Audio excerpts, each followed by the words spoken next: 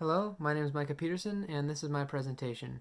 I chose to focus on a horror sci-fi film released in 2018 called A Quiet Place. This movie follows the struggles and hardships of a family's attempts to survive in the middle of an alien apocalypse, in which the world has been taken over by extraterrestrial creatures with hypersensitive hearing.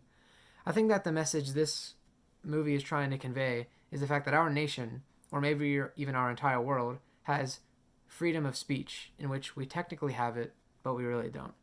The characters in this movie compose of the entire family and all of its members.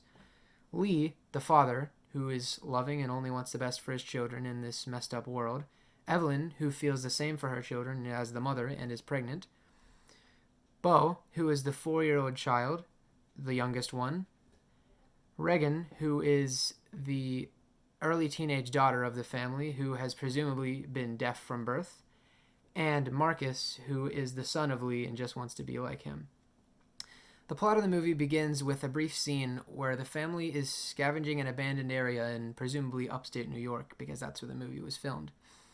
The scene ends with the family heading back to their farmhouse because they had to abandon their original house. And Bo ends up getting killed by an alien because he brought along with him a toy that made noise and attracted one of the beings. After this scene, it cuts to a few months, presumably, into the future, and Regan is shown going back to the family's house rather than at their farmhouse. She is stopped by Lee before she gets there because the house makes a lot of noise with creaky floorboards, and Lee hands over to Regan his newest attempt at creating hearing aids for her. She refuses them, saying that they never work, and walks away. Soon after that, Lee actually takes Marcus out on a bit of an adventure and brings him to a waterfall where he explains to him how small sounds are okay to make as long as there's a bigger one nearby. During this scene, actually, Evelyn, who I previously mentioned has been pregnant, her water breaks, and she turns on a string of emergency lights that have been hung around their property and heads to the bathtub in their original house. On their way back from the waterfall, Lee and Marcus come across an old man whose wife is presumably just been killed by an alien. The old man screams, obviously fed up with living in this messed up world, attracting an alien as Lee and Marcus make their getaway. As they come back, Lee sees the emergency lights, immediately grabs his shotgun, and instructs Marcus to go make a big noise. Because at the time, Evelyn is in the bathtub of their original house, attempting not to scream in pain. This leads to a whole series of events with an alien creeping onto their property as Evelyn's struggling not to make noise, and ultimately results in Regan and Marcus experiencing their dad sacrificing his own life to save them from an alien. Soon after that, Marcus and Regan make it back to the house, Evelyn having safely given birth, and Marcus having set off a series of fireworks to distract the alien after her final scream. And the movie actually ends with Regan exploiting a high-pitched frequency coming from her hearing aids to stun an alien. Sorry, got a call.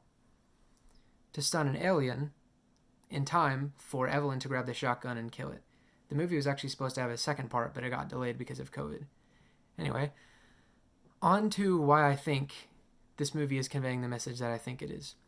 The first point that I would like to point out is, because of my idea, where we have freedom of speech, the family is technically allowed, although they only use sign language, to speak, but at the cost of their own life.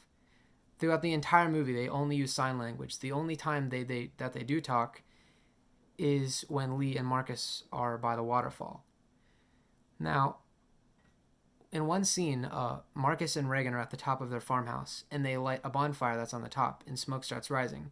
As they do this, across the skyline, they can see other fires doing the exact same thing as smoke rises for them, which is apparently some sort of signal that they use to convey who's still alive. One point I think is being explained here is that we can be aware of each other's presence. We can know that other people are there, but we can't express ourselves. If we do, we'll be killed by whoever's out there and has to say something about what we think. I think there are a lot of others. For example, the old man. He just witnessed the death of his own wife, and being completely fed up with this world of suppression, screamed and ended it all, being killed by an alien just as Marcus and Lee made their getaway. Another example of this is Evelyn's pregnancy.